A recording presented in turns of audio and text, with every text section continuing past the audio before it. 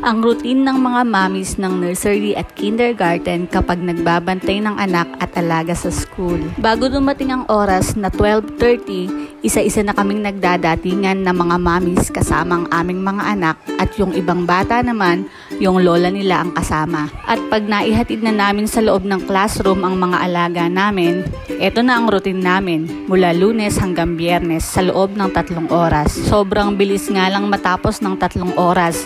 Pagka pumwesto na kaming mga mommies, magkakagulatan na lang kami, maya-maya uwian na naman pala. Tapos kapag napamerienda na namin yung mga alaga namin, kami namang mga nanay ang sumusunod na nagmimerienda dahil nakakagutom din ang magkwentuhan. At kahit nga ilang piraso lang kami, ang saya-saya namin, lalo na't yung 2 lola na kasama namin, nakakatawa akong mag-share ng kwento. Bukod nga sa kwento nila, mas lalo akong natatawa sa action nila pag nagkukwento. Hindi lang talaga sa barangay at sa parlor nando ng balita, kundi nasa bilog din ng mga nanay na nagbabantay ng kanilang mga anak. Bilang mga mommies, nasa moment tayo ngayon ng hatid sundo. At kami ngang mga nursery, hindi lang hatid sundo kundi bantay talaga mula umpisa hanggang matapos. At gusto ko lang din sabihin na enjoyin natin tong moment na to. Dahil hindi naman habang panahon, ganito ang magiging papel natin sa buhay ng mga anak o alaga natin. Ang bilis lang nilang lumaki. Magugulat na lang tayo isang araw, yung dating hinahatid natin, kaya niya nang mag-isa. Yung dating gusto ng bantay, pinapauwi ka na.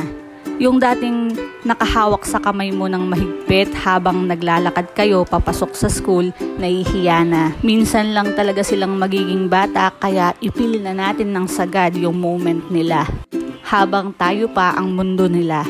Dahil sa ayaw natin at sa gusto, dadating yung araw na magkakaroon na sila ng sariling mundo, sariling buhay. Kung dati, ikaw lang ang gusto niyang kasama, dadating ang panahon, mga kaibigan niya na. Kung dati nagsasawa na ang mga tenga natin sa paulit-ulit nilang kwento, dadating ang panahon, pili na lang ang mga kwento na sasabihin nila sa atin. Kung dati tayo ang tagapili ng OOTD ng mga anak natin, dadating ang araw na may sarili na silang style at gusto pagdating sa pananamit. Ito ay ilan lang sa mga bagay na kusang magbabago at hindi natin kayang pigilan. Normal at valid lahat ng pagod na nararamdaman natin ngayon. At minsan pa nga gusto na nating sumuko. Pero kagaya nga ng madalas nating marinig ngayon, tuloy-tuloy lang, laban lang.